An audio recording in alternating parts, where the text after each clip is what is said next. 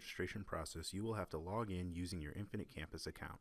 If you do not have an Infinite Campus account, you can request assistance in signing up for one by sending an email to registration@lths.org with your information, and they will contact you back about signing up. If you've already completed this process and have an Infinite Campus Parent Portal account, you can go to the login page and proceed. On the login page, enter your username and then type in the password you use for your Parent Portal account. Once you've logged in, you can locate the online enrollment link in the bottom left-hand corner of your screen. Once you click on this, you'll be redirected to the online enrollment page. On this screen, as you scroll down, you will see the list of your students who need to have the online registration completed, as well as a table with the information for the registrars at each campus. To begin the online enrollment process, go ahead and click on the button that says Begin Online Enrollment. To begin, you'll have to confirm that you are the owner of this Parent Portal account or authorized to use it and fill out the information as part of enrollment by typing in your name in the box and using your mouse or cursor to sign your name.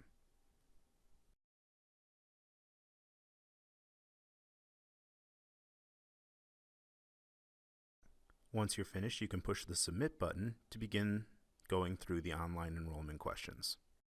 A good rule of thumb is to consistently use the Next button so that you don't miss any menus that you'll have to verify or fill out as you go through the process. In this first one, you just have to verify that that is your primary phone number, and if not, change it. Then press Next. And on the next one, confirm that this is your address as part of your account. If it's not your address, you can place a check mark in the home address listed as no longer current box and then update your address. Since our address is correct, we'll leave it unchecked and press Save and Continue. You can treat Save and Continue the same way you treat the Next button. On the next menu, you'll see yourself listed as a parent or guardian, as well as anyone else that may be listed in the system already. Please note that anything highlighted in yellow will have to be updated or at least confirmed through this process. To do this, click on the button that says Edit Review, and the menu will bring you to where you need to fill in or confirm your information. Anything that has required fields will have the red dots and red alerts that say Required Fields. Grayed out information can't be changed, but anything that is bold or available to be moved should be confirmed or changed. As you fill out the information, you'll just have to note that the address is listed under where it says please check this box if the person lives at this address. If that's true, you can leave it checked, and if it's untrue, you can uncheck it and update the address for this parent or guardian. On the next menu, you'll be updating your phone and email addresses as well as your contact preferences of which email addresses should receive what types of emails.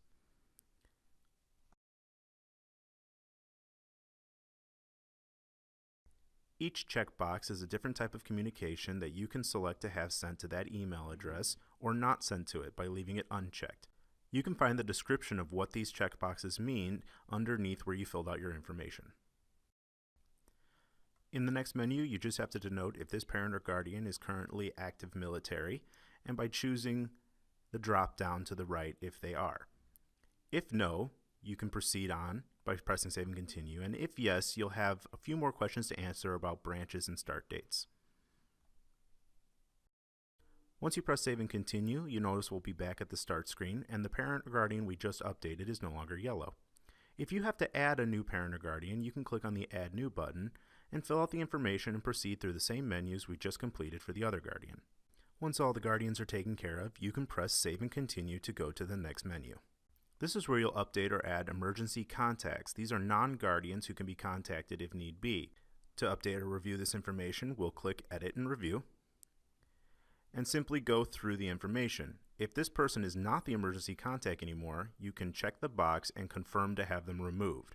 But since this is our contact, we will leave them, double check the information, and then press Next. Here you can confirm the phone number for the emergency contact and update it if need be. Pressing Next, we can see the street address for this emergency contact, and if they do live in the same household, you can check that box, but you will get a warning that says that you need to confirm they are living in the same household as the parent or guardian. Since this emergency contact does not live at the same address as the guardian, we will enter the emergency contact's address in the two fields available.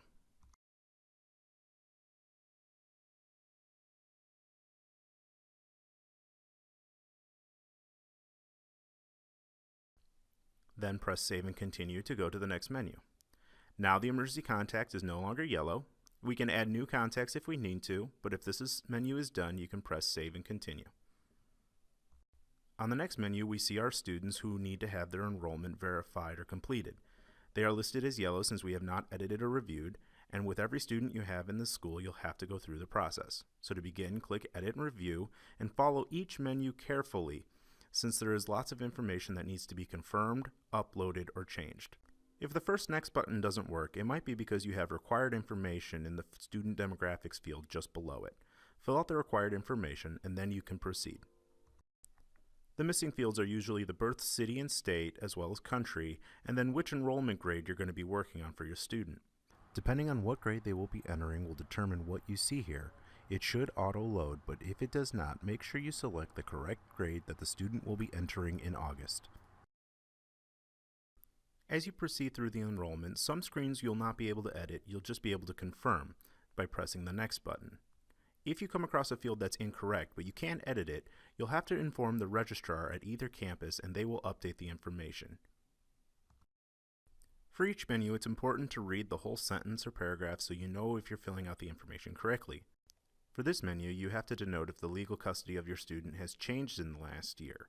By pressing Yes, you'll have a new menu pop up that you'll need to confirm some information, and by filling out No, you just jump to the next menu. If you pressed Yes, you'll have to read through the options and choose the one that best fits for your situation, and continue by pressing Next. If you chose No, those menus will not be available to you, and by clicking Next, you'll just be brought through each section. On the next menu, you'll notice that the guardians we listed before in the previous steps are now here, and the relationship has to be confirmed for this student. The relationship is a drop-down menu, and you can pick what applies to you. To the right, you can pick the contact sequence for each parent or guardian in the order of which they should be contacted first. And below this, you can see a description of what the checkboxes mean for each thing you can check or uncheck. On the next menu, if you have more than one student in the school, you'll have to confirm the relationship of siblings. And again, once things are confirmed, you can proceed by pressing Next. Here we see the emergency contacts we filled out from a previous menu. You can confirm them and as well as pick their contact sequence. Numbers you used for the parents or guardians will not be available, so when you click on the drop-down, you can choose the order for that person. On the next menu, if applicable, you can fill out the primary care provider as well as a contact number for that primary care provider, and then once confirmed, press Next. On the next menu, you can download the medical authorization form for your physician and have it filled out and bring it with you to your registration appointment. On the following menu, you'll notice the various release agreements for the school. Please read through each paragraph and place a check mark once you've done so, verifying that you've read and understand each portion. And then at the bottom, place your signature again using your mouse. You can press Save and Continue when you're done.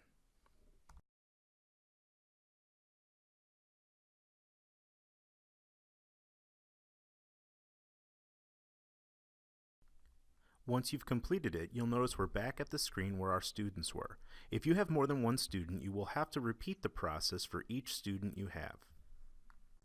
While the process will most likely be the same, if you have students in different grades, you may have some different menus that pop up. For instance, in this example, we'll be filling out the information for a senior, but we'll just jump ahead to where the differences in menus are. A good example is the medical records. Different years have different requirements for what records they need on file, and you can read about that here in this menu. For example, if you have the records you need to upload here, you can. Otherwise, you can bring a copy of it to your registration appointment and turn it in directly to the nurse. Juniors and seniors also have a consent for release directory information for the armed services. You can choose whether or not that information is released here in the registration process.